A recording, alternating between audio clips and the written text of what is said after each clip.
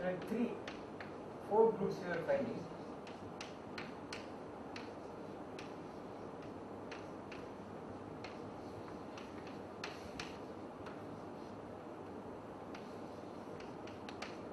Then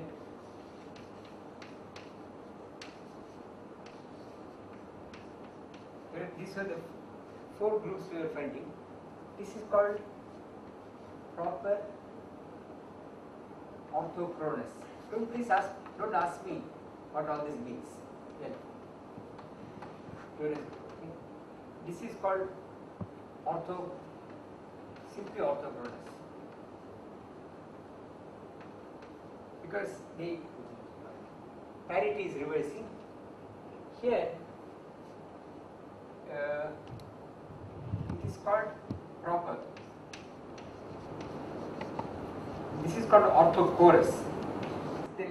This column is a language that sometimes you find, but rather rarely.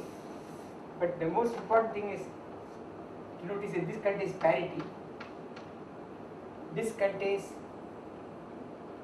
which is reversing, plus plus, it contains total inversion, which is P times T, and this contains time reversal. So I is what particle physics, quantum field theory is called CPT. PT is CPT. I mean, C is charge conjugation. This is one reason why these two cannot be distinguished. The last one, Last one, time and space, right? So it is reversing orthochronous. So this is I. In this one, so this is PT, CPT, and this one is time reversal. This contains time reversal. The discussion of these discrete symmetries requires another chapter. For example, for very subtle reasons, it turns out that time reversal and the total inversion are not unitary operators, but they are anti-unitary operators. So why that happens involves some analysis of what is meant by a symmetry in quantum theory. So I will not undertake it because of lack of time. So now what I wanted to show was this thing, L plus up is a group.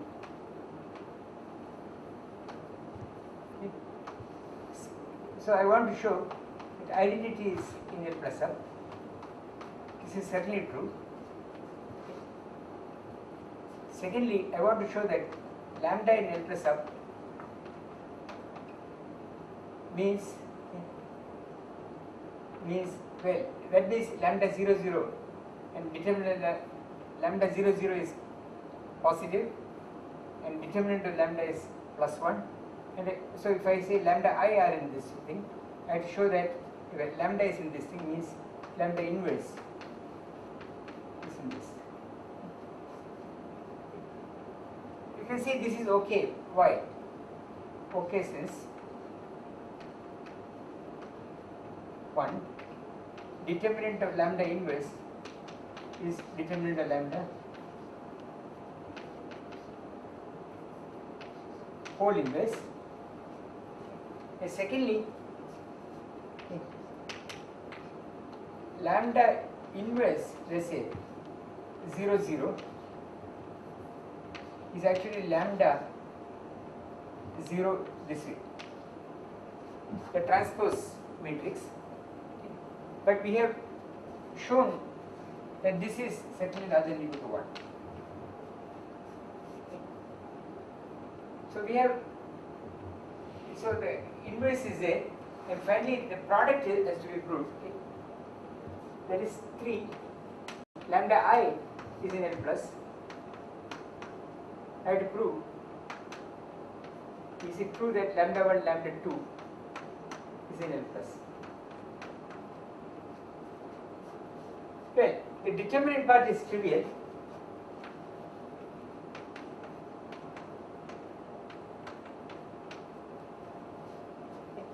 So only thing we have to worry about is lambda 1, lambda 2, 0, 0. Okay. This is equal to, this is lambda 0. So I am multiplying, you know, lambda 0, 0, then lambda 0, 0 minus lambda 0 I squared.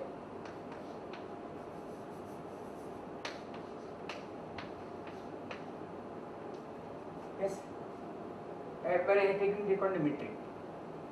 But this is equal to square root of 1 plus summation I lambda 0 I squared times the same thing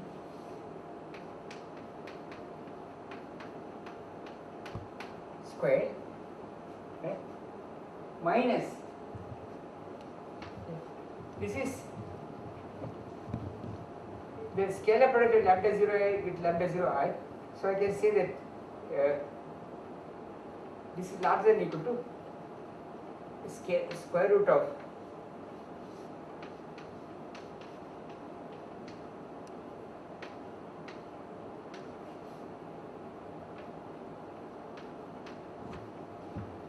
squared by Schwartz.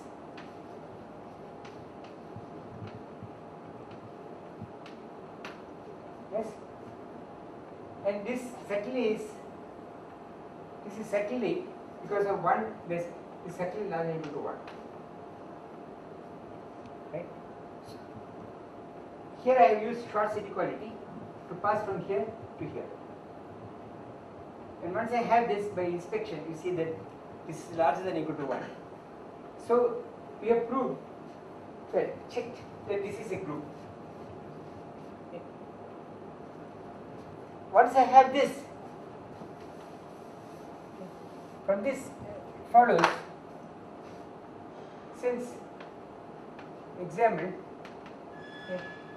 if say I have some lambda prime is in lambda inverse plus, so parity is reversed, p lambda prime is in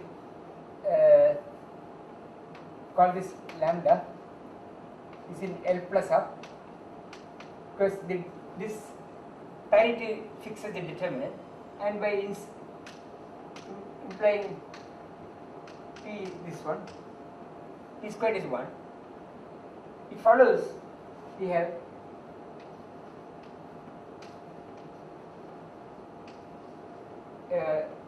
all the other things like L minus up equal to P, L plus up, etc.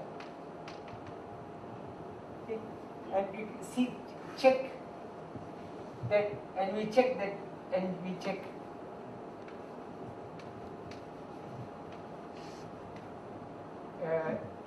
above groups. Above groups, okay, namely proper, etc. Okay. If you take two of them, for example, if you take P lambda 1, P lambda 2, where these are in the current L plus up, you can see that this is, the product is P lambda 1, where is this? The determinant of this is going to be plus 1, right? So it is going to, but it is not going to change the sign of time. So this will be again in L plus 1. Okay. So in this fashion, you check that this is a group. So we have got this much, and now I want to make a statement, okay, just to save time.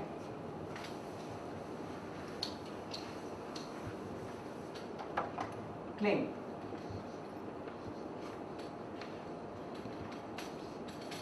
N plus up is connected. Okay. In fact, topologically,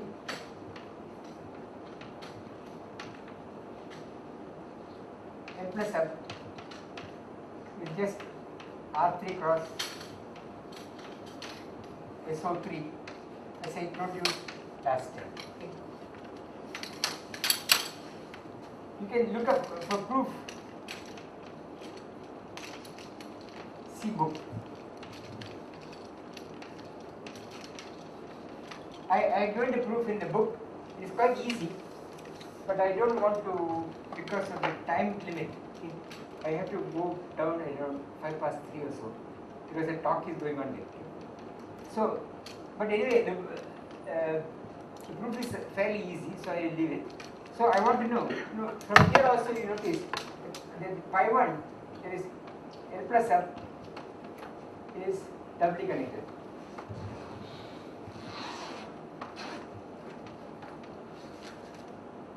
Since this is SO3s. And this one is simply connected. The R3, so any closed loop can be deformed to identity, so nothing happens. So there is a universal covering group. So we want to know if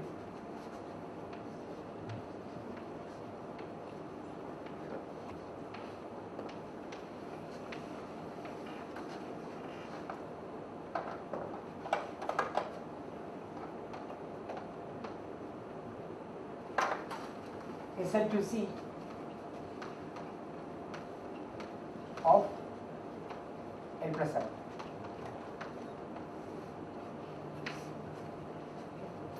I want to construct it explicitly.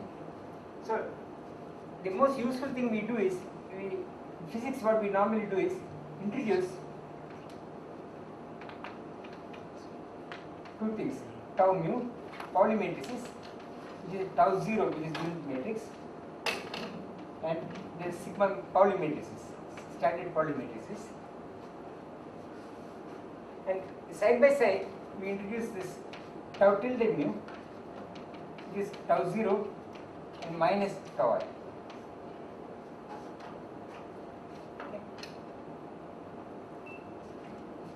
The advantage of this doing this is the following. Then trace of tau mu, tau tilde mu is twice eta mu. There is a minus sign. I get the metric for the problem. So I get this equation here. And furthermore, if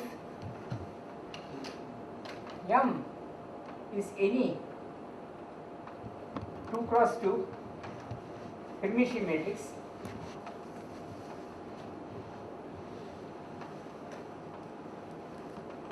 okay, then M can be written as, let me write this as M mu tau mu, where M mu are real.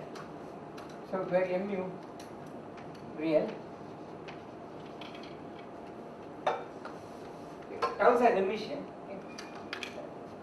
This is any 2 cross 2 Hermitian matrix, where you can see from here that trace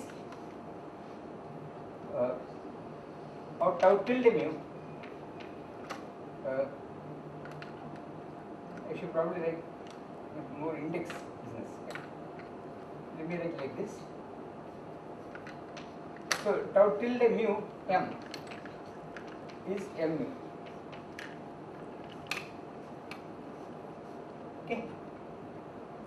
So you furthermore, okay, so from here, okay, conversely,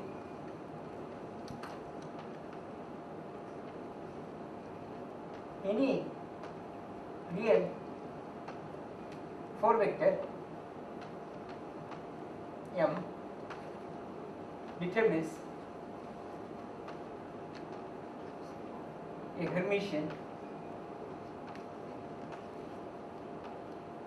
2 cross 3 M.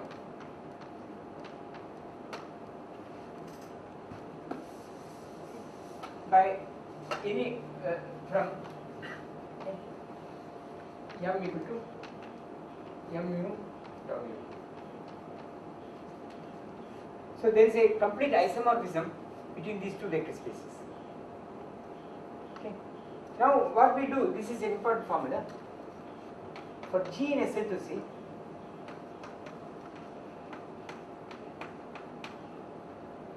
Consider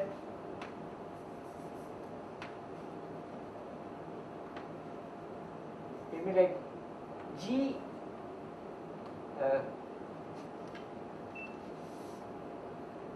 Let me write like this. Tau mu G dagger.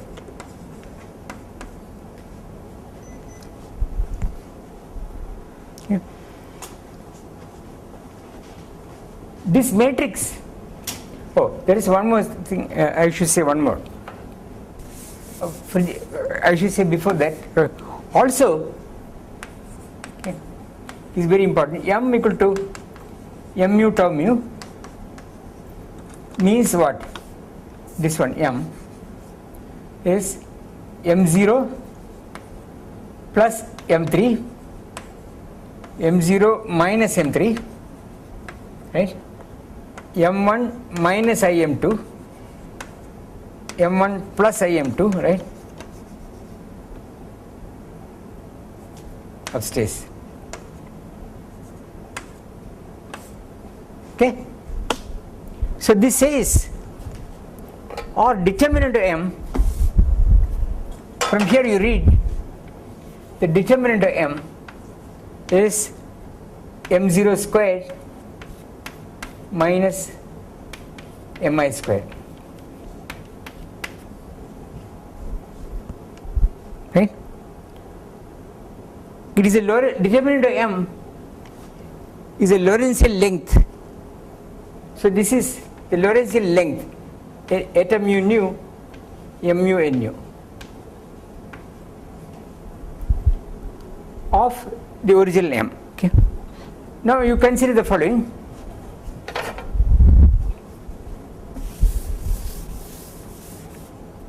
Now consider GMG diagram.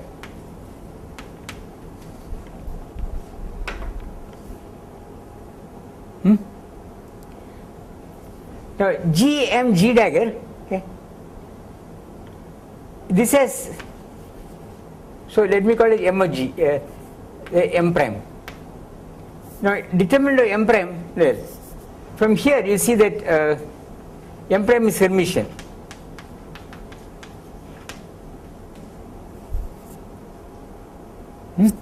So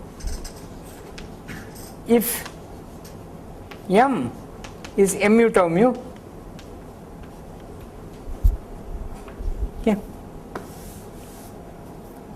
M prime is some linear combination of the taus again. So I can write M prime, so some linear combination. Let me write this as M nu lambda nu mu of G times tau mu.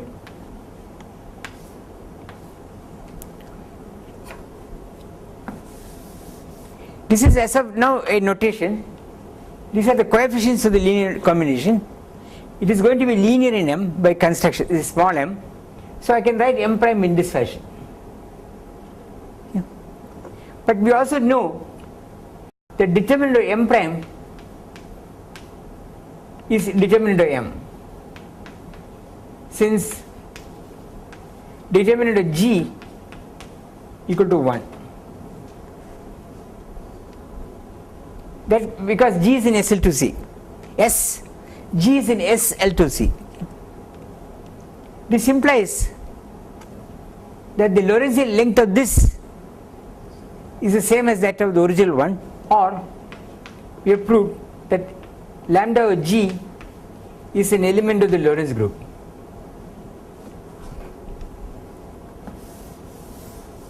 Right? So we have a mapping from G to lambda of G from SL2C into the Lorentz group. Now I will check quickly also from here. If I look at G, let's say tau 0 is 1, let me look at this. Okay, by this notation I have used, it is going to be lambda 0 nu tau nu of G tau nu, right?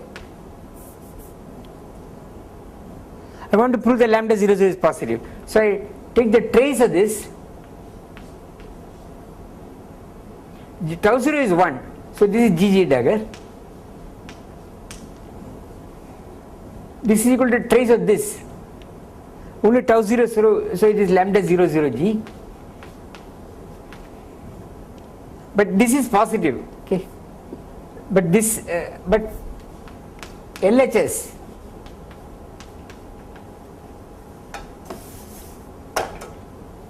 is what? Is trace of G dagger is non-negative, is positive. Fact. Because G dagger. But we know that this lambda 0 0 or G, so implies lambda 0 0 G is larger or equal to 1. It has to be larger than 1. Because if it is positive, it has to be larger than 1. Okay. So we have proved that this, so lambda 0 0 G is actually belonging to the component of L. So lambda 0 0 G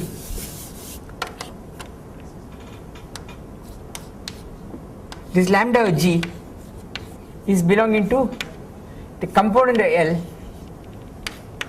here. Okay. Now you can check immediately. Note that note lambda G1 G2 is lambda G1 lambda G2.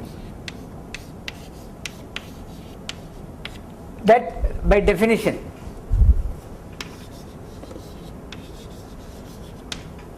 this is the same as the proof I had for SO3 to SU2, because if I look at this equation and apply G prime here and keep doing this calculation, okay, so you get G prime, so G prime, I should get the order of the factors right. I think this is correct.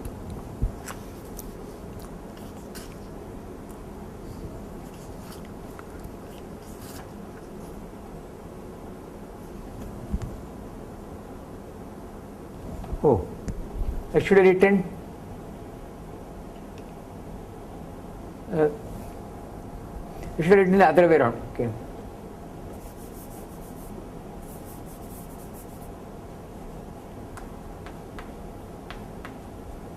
To get the group form, it should have been written this way.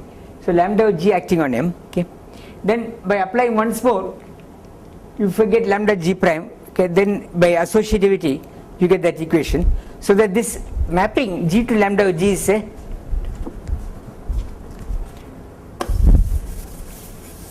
what? G to lambda G is a homomorphism.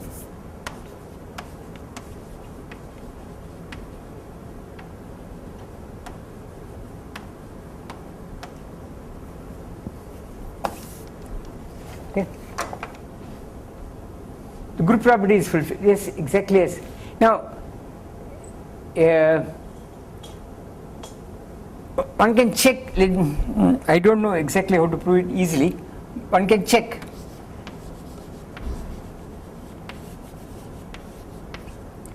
determinant of lambda G,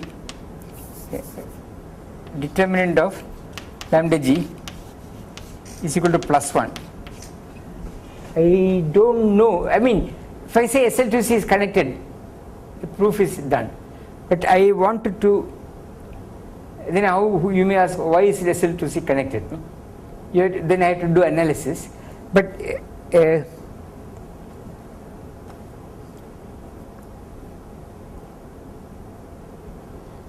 are various ways, but I would like to enter into SL2C, how to write SL2C matrix. Can always be written as a product of a Hermitian matrix into a unitary matrix. Then I can do that, okay, or some other activity like that. But anyway, let me take this. Naimark in his book on Lorentz group does this calculation in great detail. Okay. So what has happened is, so also lambda plus minus G are the same, because in this formula, if I replace G by minus G, nothing changes. Okay? Is it okay? So the calculation is done. So we have, what we have got is, so SL2C is the universal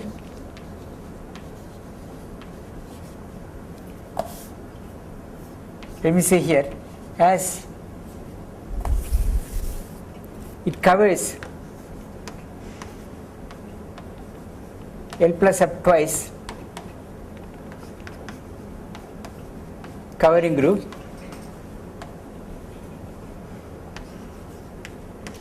of SL of the Lorentz group. Okay.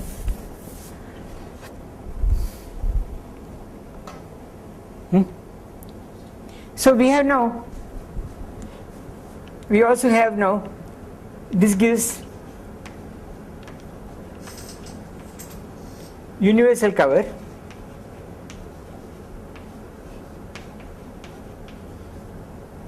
let me call it P plus bar of P plus up, okay, consisting of elements A lambda, lambda is in L plus up,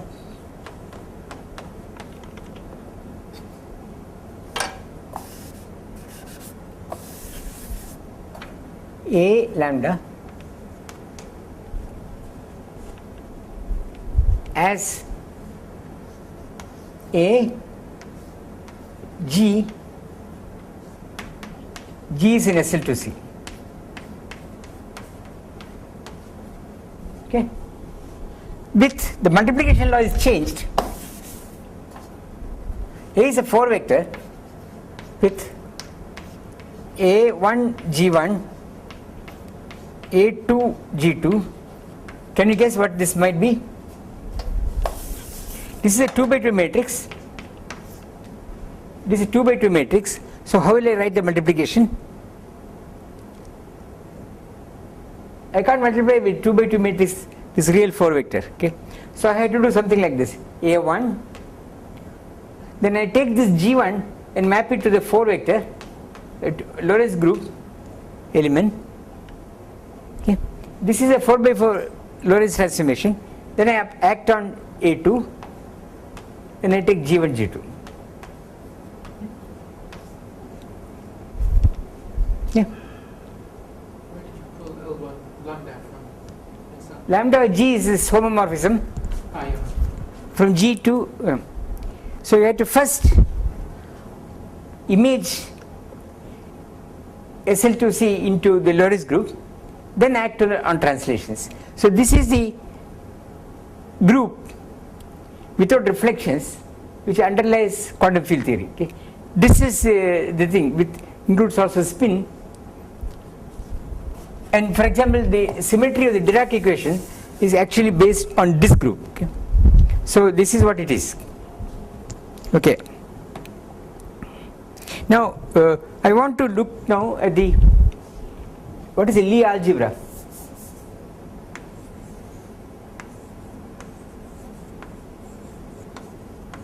Of, okay, let's write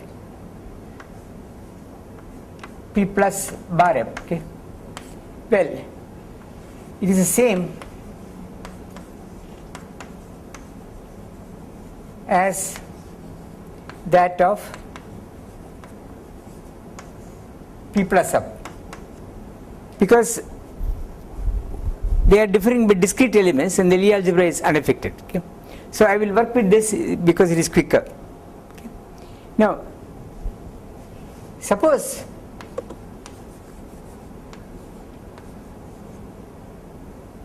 A lambda going to U A lambda is a unitary representation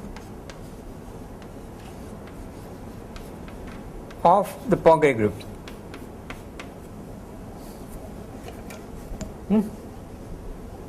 We don't need to actually find it for finding the Lie algebra. I am using a trick to do it. Okay. Then, okay, for small translations, A, okay, small, so that's right, A equal to 1, So A is a translation. So actually it is 0 translation plus, wait a minute, I want to write it in a good way.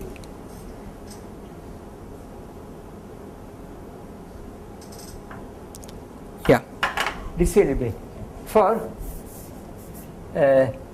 lambda is equal to 1 plus, let's say I over 2, I think there's a half there, epsilon mu nu m mu nu plus higher order terms and small translations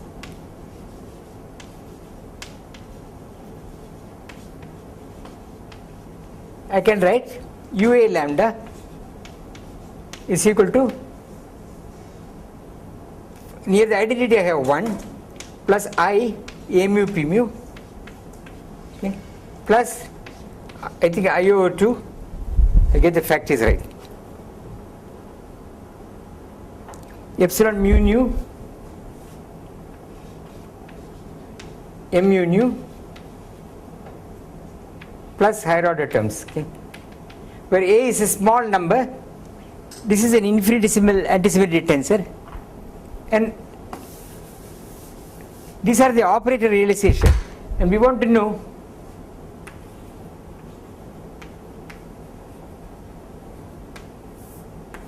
the commutators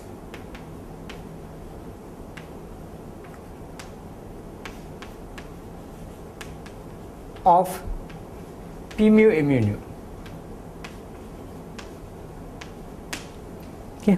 So A mu and epsilon mu nu, like these are the generate P mu and M. P mu and M mu nu will be the representation of the Lie algebra generators, except that they is the Hermitian form, but I put an I here. These are real, and since I put an I, it's like angular momentum. Okay, normally Lie algebra in maths they will put an extra I to, so that everything is over reals, but we emphasize hermeticity, so you take out an I, you get this. So this will be, P mu will be what? Energy and momentum, right? P0 is energy, Pi is momentum, right?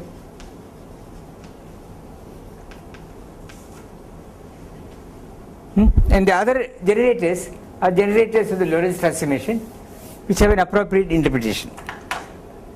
Now, how do I do it? Okay. So, since translations are abelian,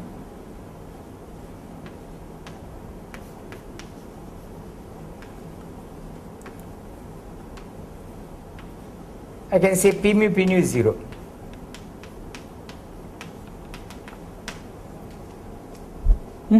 They commute. Where did this expansion come from? Huh? Where did this expansion come from? Which one? So A mu P nu plus E mu mu. This one. Yeah. If I have lambda like this, when I go to a Lie algebra in an operator, this M mu nu in the 4x4 matrix is replaced by an operator in the Hilbert space, which is capital M mu nu. So this is representing this in the Hilbert space. Okay. Then the translation operator P mu, the translation A starts at 0. Then there is an infinitesimal element. That infinitesimal element with parameter A will get replaced. So a generic translation here will get replaced by this operator here. So this is corresponding to translation A mu in the direction, translation by amount A mu in the direction mu. Okay, you understand? This is like ordinary momentum and angular momentum. Okay, now because translations commute, so I am writing A is the, I am looking at this one, and then I am writing this as 1 1 0 1 plus I A mu P mu. Okay, A is a parameter of the translation and P is the operator. So this is clear, okay, because these things commute. Then secondly, we know that this M mu nu M lambda rho this is a pseudo orthogonal group which I already discussed. Okay, so it's going to be, I just want I times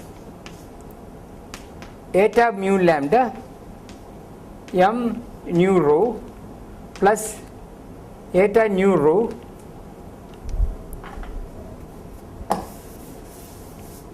m mu lambda, right? M eta nu rho m mu lambda, right? Minus, okay, you want antisymmetries mu nu. Okay, this is the commutation relation for the orthogonal groups, pseudo orthogonal group, which I wrote down earlier. Actually, I derived it. So when I go into the mu nus, I'll get mu nu m lambda rho is I eta mu lambda, right, m nu rho plus etc. Because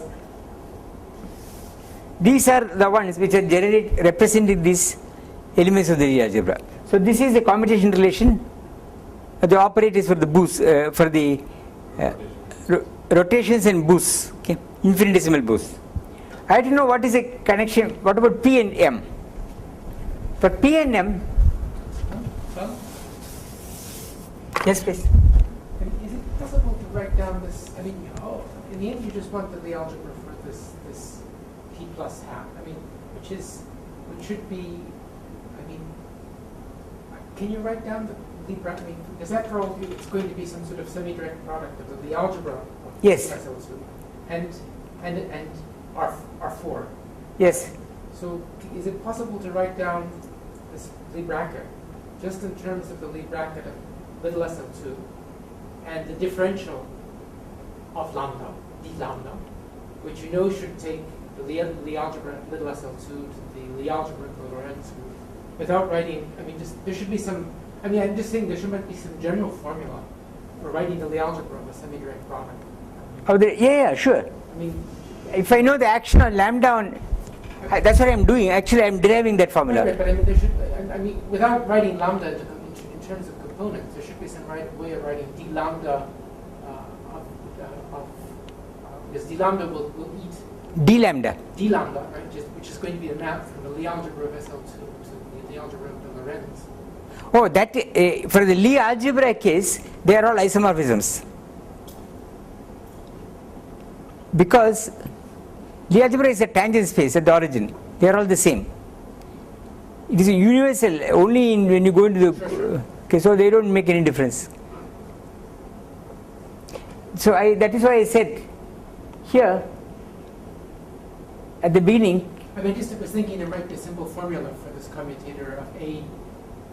Instead of calling it G, call it X for the algebra element. So AX and A2, X2, then maybe the commutator is something like you take the regular SL2 commutator of the X's, and then you do some sort of That's what I'm going to do now. basic intertwining with Yeah, I'm going to do that. Okay.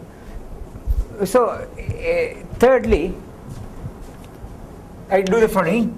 You know that the following. We know that UA lambda, UA1 lambda 1, UA2 lambda 2. I can write it in terms of the G's. This is U of A1 plus lambda 1 A2, lambda 1 lambda 2, right?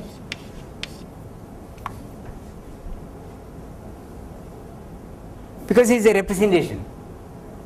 I can write in terms of G's, that won't make any difference. Implies, this is what I want to know now. Okay. Yeah, I'll write like this. U0, I want to look at the Lorentz transformation. U A1 U0 lambda inverse. I want to know how this acts on translations. This is semi-direct property here. This is going to be U of lambda A1. Okay, because the amount of translation gets Lorentz transform. For I G here, it will get the same answer. So for small, this implies if u a1 is 1 plus I a mu p mu plus higher order terms, which is how I have defined the translation generators. You see that if I put this here, you find u of 0 lambda p mu u of 0 lambda inverse is lambda p mu, lambda p mu.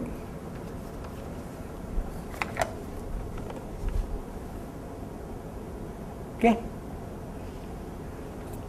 but now we know that this mu nu, okay, this small mu nu as a matrix, okay, this lambda, I think I have to get the formula right.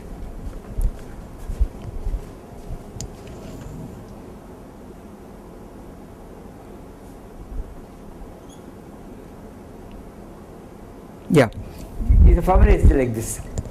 I got the signs. Alpha beta is minus I delta mu alpha delta lambda beta minus, okay, the antisymmetry mu in lambda. This is the exact formula for the this is 4x4 matrix. For infinitesimal Lorentz transformation, this is an antisymmetric matrix, okay, and I am writing down the formula so that I have the algebra relations fulfilled. So since I should say, okay, I take this equation, okay, for small 1 gives for small lambda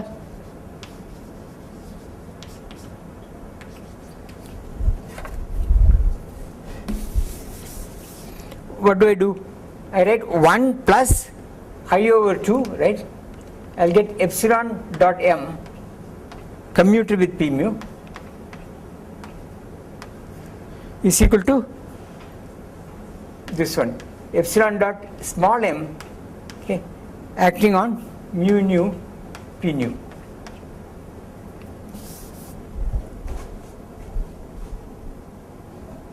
You follow? All I have done is to take this thing here. This is 1 plus I over 2 epsilon dot m. This wait a minute. This epsilon, yeah. Lambda I took to be epsilon mu nu mu nu. Here. Okay. But the small mu nu became capital mu nu here.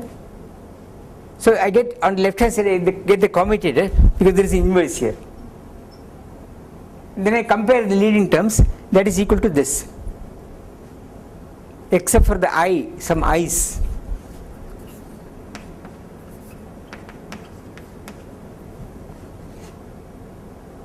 Let me see about the i's. I am less sure about my i's.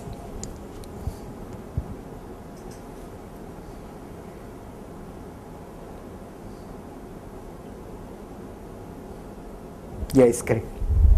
Okay? Is this clear? So I just look at the coefficients. You find immediately that this coefficient, this mu nu p lambda is I times I think it's eta mu lambda p nu minus eta nu lambda p mu. Okay, I will check the factors.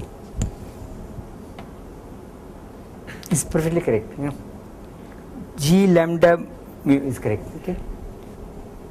So the defining relations of the Lie algebra of the Poincare group is this one. The relation between the m's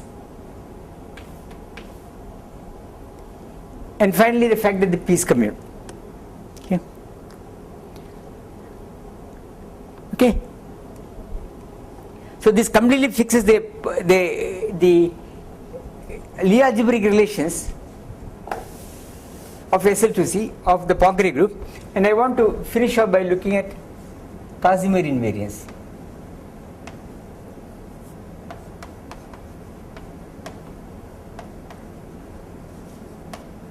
These are the ones which are elements of the Lie algebra which commute with everything. Okay?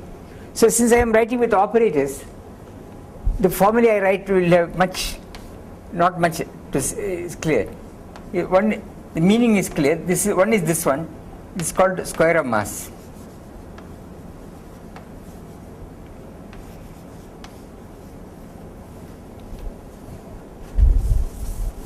Okay. This is the one that will classify the representation. This will be the ones whose, if you fix them, you will generally get an irreducible representation. Okay. Some specific cases there may be more things you have to fix, but for massive particles, or also for photons and so on, only two things are necessary. One is this, okay, this is square of the mass. And secondly, okay, this is a famous notation, famous thing, W mu. This is rather surprising. W mu nu lambda rho, P nu m lambda rho. It's called Pauli-Lubansky vector.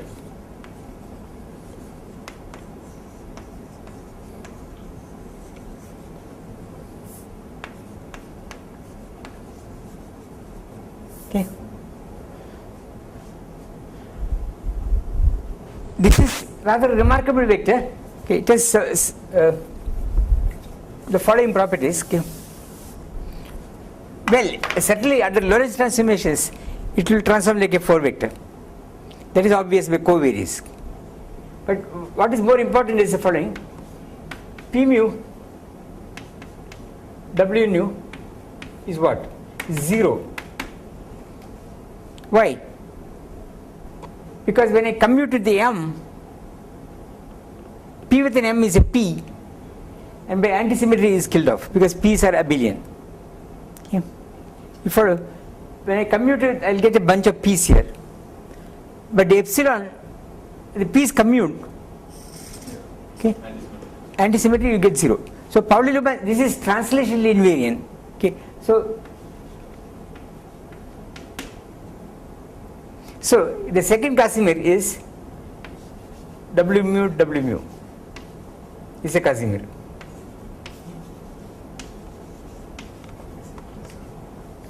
Okay, implies Lorentz invariance of this and that is obvious. Okay, so we have two Casimirs. Okay, note. Okay, clearly both are, let's say, invariant by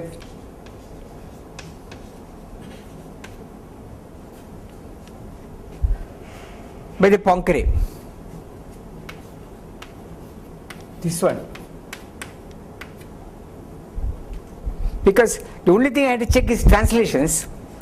Here it is obvious, everything is okay. Here is the only question of translations. But this W mu, which these people discovered, is actually translationally invariant. Okay. So this is a Lorentz. This is also a Casimir. Okay. Now what is the meaning of W? This one. So this is meaning. Okay. What you have to do is P squared is clearly the mass. Okay. Example. Consider a particle of mass, okay, mass positive, okay, and go to its rest system.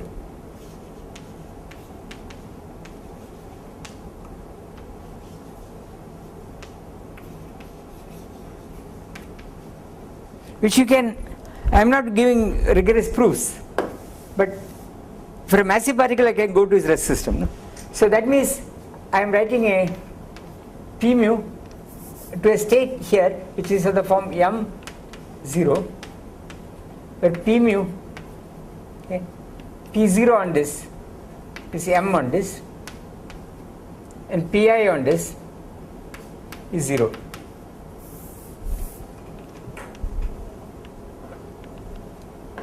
Okay. Then I can ask, what happens to Wi? So this is the mass. Mass is the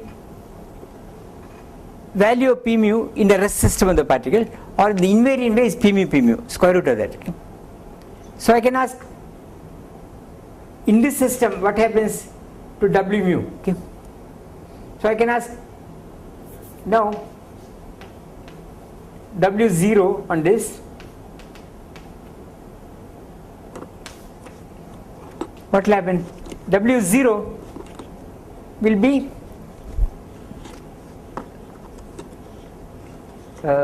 whatever W0 will be, I think 0, right? W0 is Pi, yeah.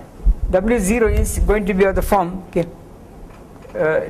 is epsilon 0 ijk Pi, whatever it is, mjk, okay, on this state.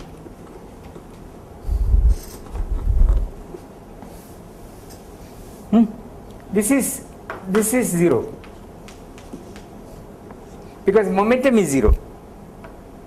So W0 vanishes. Okay. Generally, notice the following. Okay. So I should say, note, P mu W mu is 0. From there, okay. So W has only 3 independent components, and that is what is I am reflecting here. Okay. So now I look at what happens to Wi on this state, or the particle at rest. So this is going to be epsilon I, okay, alpha beta gamma P alpha m beta gamma on the state. But let P alpha better be a spatial index, a time-like index, otherwise it is 0 here. So this is going to be P0 from here, which is m, times epsilon I 0 jk m jk, right? So what is this? This is, or this is minus m epsilon ijk mjk on this. What is this? These are just the angular momentum, spatial angular momentum. Okay, so these are spatial angular momentum, spatial angular momenta Ji, right? This is a dual of this. This is 1, 2, 2, 3. Okay. So what I have come up is, so this W mu is a Lorentz invariant. I can evaluate it in the rest frame, is m squared times spin of the particle, where S is spin of particle.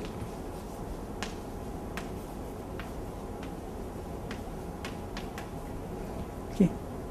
I have evaluated in the rest frame, but since it is Lorentz invariant, I can go to any frame. So this is giving you the spin of the particle in the rest of the particle. Okay. So what we have got is a mass and a spin. Okay. Of course, one has to show that there are no more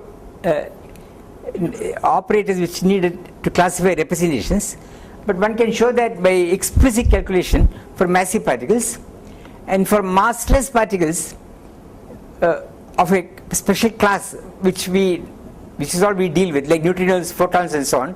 This is complete. This is a complete classification. Okay, but we need some calculation to do that.